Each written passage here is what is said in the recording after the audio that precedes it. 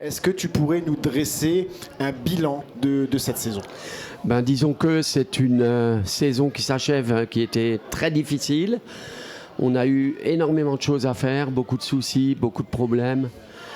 Et quand on regarde en arrière, moi personnellement, je suis content que ça se termine, très content que ça se termine et que ça finisse comme ça, parce que finalement, le gros point positif, c'est qu'on risque, en gagnant aujourd'hui, de finir sur le podium, chose à laquelle on ne s'attendait pas du tout.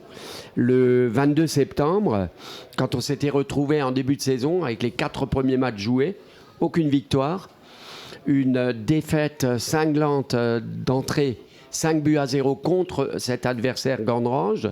Voilà, et ça fait que si à l'arrivée, et c'est vraiment notre objectif aujourd'hui, de finir sur le podium, on pourrait dire que la saison aura été positive. Par contre, il y a eu énormément de choses qui n'étaient pas prévues du tout.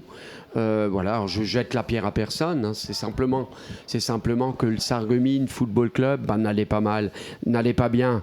Et aujourd'hui, on comprend pourquoi, parce qu'il y a carrément tout qui est à refaire, à rebâtir.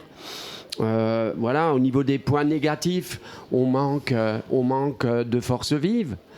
Les gens qui sont présents, ils font ce qu'ils peuvent, mais malheureusement, on manque de bénévoles. Au niveau de la catégorie jeune, on a mis beaucoup d'ordre, mais ça ne suffit pas encore, parce qu'on doit encore progresser.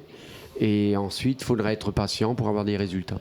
Après, quand on prend le championnat qu'on voit, on est tombé dans un groupe très très difficile, avec beaucoup d'équipes. J'étais surpris, mais vraiment surpris. Beaucoup d'équipes de niveau...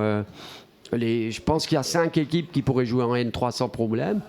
Et voilà, donc le niveau est relevé. Et pour un niveau relevé comme ça, il faut être sérieux, il faut beaucoup travailler, il faut faire une prépa de pro, voilà.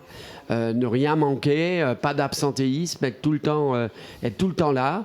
Et les bons résultats viendront que en agissant comme ça.